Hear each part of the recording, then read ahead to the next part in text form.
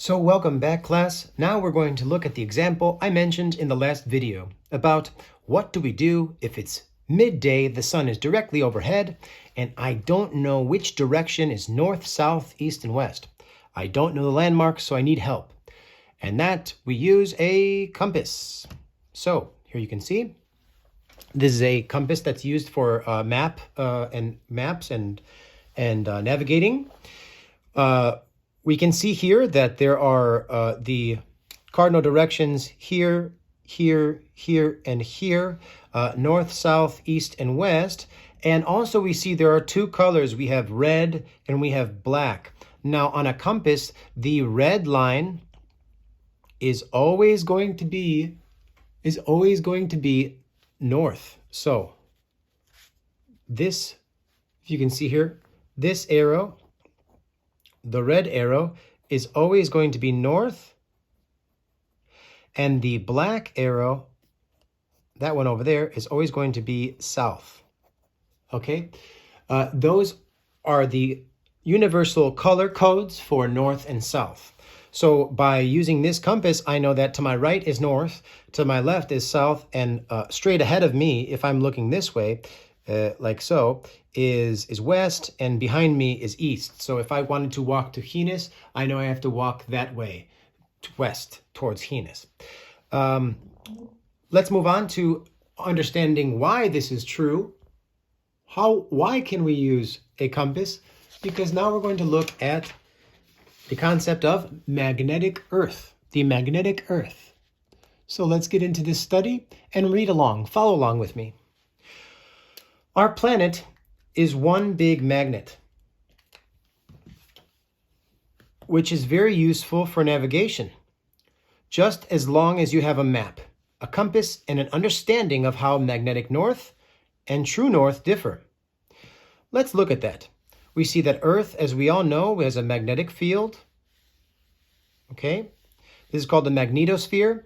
The poles inside the Earth, there is a molten core of metal, in this case iron, which creates a magnetic charge, a magnetic field. These magnetic lines go out and come in the poles. There's a higher concentration of radiation as the magnetosphere on our Earth protects the Earth from harmful waves of energy, in this case radiation from the sun. So which way is north? We have magnetic north, which is what we see here on a compass. We see that magnetic north is to my right, is this way. However, the geographical North Pole is different.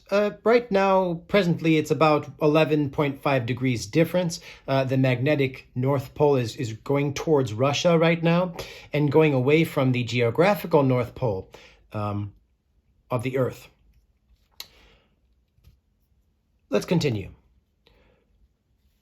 The Earth spins around, and if you imagine it's spinning around a line that goes from the top to the bottom of the planet, like our example before in the other video, we have a line that goes through here, and then we have the line that goes out, which is what our latitude and longitude was talking about, 0 degrees and 90 degrees here. If that's the North Poles, we see here that our Earth is tilted like this. It's tilted on a degree. So the North Pole is the point at the very top, and the South Pole is the point at the very bottom. So North Pole and South Pole, geographically. Magnetic north is different as it responds to the Earth's changing magnetic field. It does not line up with the same point. So we see here magnetic north, and here we see the North geographic pole.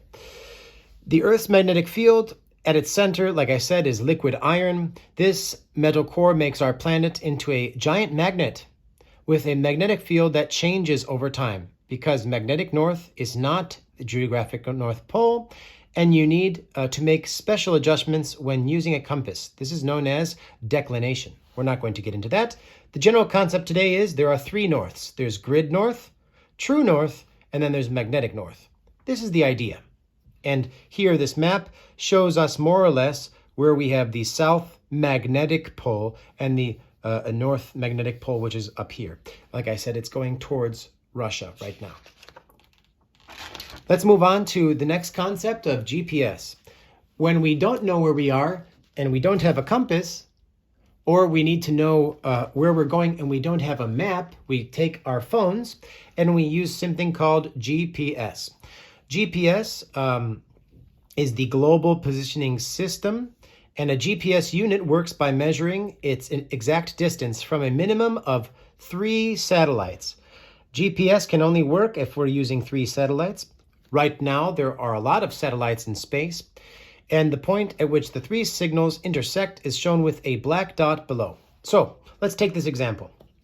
We're going to forget about handheld GPSs because everyone now has one on their phone. So here we have satellite 1. Satellite 1 gives out a signal that reaches a distance. This satellite 2 gives out this signal, which reaches this distance. And this satellite 3 gives out a signal that reaches this distance. This is called triangulation. There's a triangle, if you see here, there's a triangle that exists between all 3 satellites, and they communicate with one another and with your phone to tell you exactly where you are on the Earth. They triangulate and communicate with the phone to tell you, I'm exactly here, or take a right at the next street, and your destination is on the left, as we hear often with our phones and smartphones with Google Maps. So this is the concept of GPS. Once again, that's Global Positioning System. Remember, we have to use at least 3 satellites. 1, 2, 3. They give out a signal. They triangulate and tell you where you are.